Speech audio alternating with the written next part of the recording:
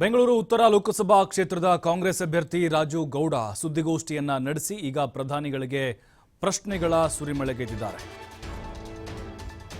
ಬೆಂಗಳೂರು ಉತ್ತರದ ಕಾಂಗ್ರೆಸ್ ಅಭ್ಯರ್ಥಿ Raju Gowda press meet ಮಾಡಿ ನಾಳೆ ರಾಜ್ಯಕ್ಕೆ ಪ್ರಧಾನಿ ಬರ್ತಿದ್ದಾರೆ, ಅವರಿಗೆ ಪ್ರಶ್ನೆಗಳನ್ನು ಕೇಳಿದ್ದಾರೆ.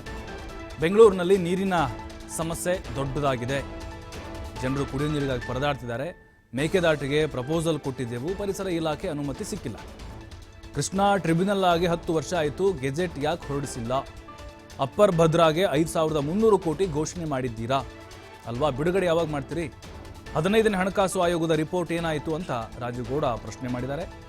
ನೋಡಿ, ಸಾಕಷ್ಟು ಪ್ರಶ್ನೆಗಳನ್ನು ಹಾಕ್ತಾ ಇದ್ದಾರೆ ಕಾಂಗ್ರೆಸ್ನ ನಾಯಕರು. ಅದರಲ್ಲೂ ಅಭ್ಯರ್ಥಿ ರಾಜು ಗೌಡ ಸುದ್ದಿಗೋಷ್ಠಿ ನಡೆಸಿ ಪ್ರಶ್ನೆಗಳ ಸುರಿಮಳೆಗೈದಿದ್ದಾರೆ. ನಾವು ಅವ್ರಿಗೆ ಎಷ್ಟೋ ಪ್ರಶ್ನೆಗಳು ಕೇಳಕ್ಕೆ ಬಯಸ್ತಾ ಇದ್ದೀವಿ. ಒಂದು ದಿವಸ ಇದೆ, ಅವ್ರಿಗೆ ಮಾಹಿತಿ ಸಿಗತ್ತೆ, ಆಫೀಸರ್ಸ್ ಇಂದ ಇಸ್ಕೊಳ್ಳಿ, ನಾಳೆ ಬಂದು ನಮ್ಮ ರಾಜ್ಯದಲ್ಲಿ ಅವರು ಈ ಪ್ರಶ್ನೆಗಳಿಗೆ ಉತ್ತರ ಕೊಡಲಿ ಅಂತ ಈ ಒಂದು ಮಾಧ್ಯಮಗೋಷ್ಠಿಯನ್ನು ನಡೆಸ್ತಾ ಇದ್ದೀವಿ.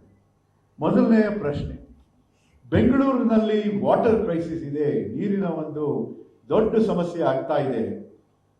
ಅಂತ ಪರಿಸ್ಥಿತಿಯಲ್ಲಿ ನಾವು ಒಂದು ಮೇಕೆದಾಟು ಯೋಜನೆ ಬಗ್ಗೆ ಸೆಂಟ್ರಲ್ ಗವರ್ಮೆಂಟ್ಗೆ ನಾವು ಪ್ರಪೋಸಲ್ ಕೊಟ್ಟಾದ ಮೇಲೆ ಎನ್ವೈರನ್ಮೆಂಟಲ್ ಕ್ಲಿಯರೆನ್ಸ್ ಏನಕ್ಕೆ ಕೊಟ್ಟಿಲ್ಲ ಇಲ್ಲಿವರೆಗೂ?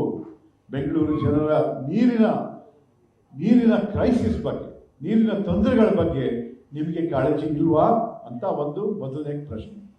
ಎರಡನೇದು, ಕೃಷ್ಣಾ ಟ್ರಿಬ್ಯುನಲ್ ಅವಾರ್ಡ್ 10 ವರ್ಷ ಆಗ್ತಾ ಬಂತು, ಆದರೂ ಮೋದಿ ಸರ್ಕಾರ ಅದನ್ನ ಗೆಜೆಟ್ ನೋಟಿಫಿಕೇಶನ್ ಮಾಡಿಲ್ಲ. ಏನಕ್ಕೆ 10 ವರ್ಷ ಈ ತರ ಡಿಲೇ ಮಾಡ್ತಾ ಇದ್ದೀರಾ ಅಂತ ಒಂದು ಪ್ರಶ್ನೆ.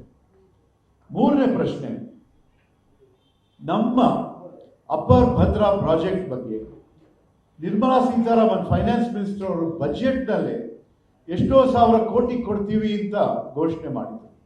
ಆದರೆ ಇಲ್ಲಿವರೆಗೂ ಅಪ್ಪರ್ ಭದ್ರಾ ಪ್ರಾಜೆಕ್ಟ್ಗೆ ಬಜೆಟ್ನಲ್ಲಿ ಅನೌನ್ಸ್ ಮಾಡಿರೋಂಥ ಫಂಡ್ಸ್ ಕೊಟ್ಟಿಲ್ಲ. ಏಕೆ? ಕರ್ನಾಟಕ ರಾಜ್ಯದ ಜನರ ಬಗ್ಗೆ, ರೈತರ ಬಗ್ಗೆ ಆಸಕ್ತಿ ಇಲ್ವಾ ನಿಮಗೆ?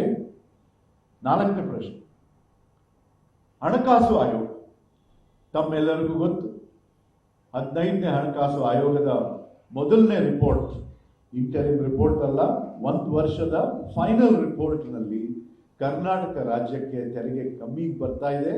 ಅದಕ್ಕೋಸ್ಕರ 5495 ಕೋಟಿ ಸ್ಪೆಷಲ್ ಗ್ರಾಂಟ್ ಕೊಡಲೇಬೇಕು ಅಂತ ಆದೇಶ ಮಾಡಿದ್ದು.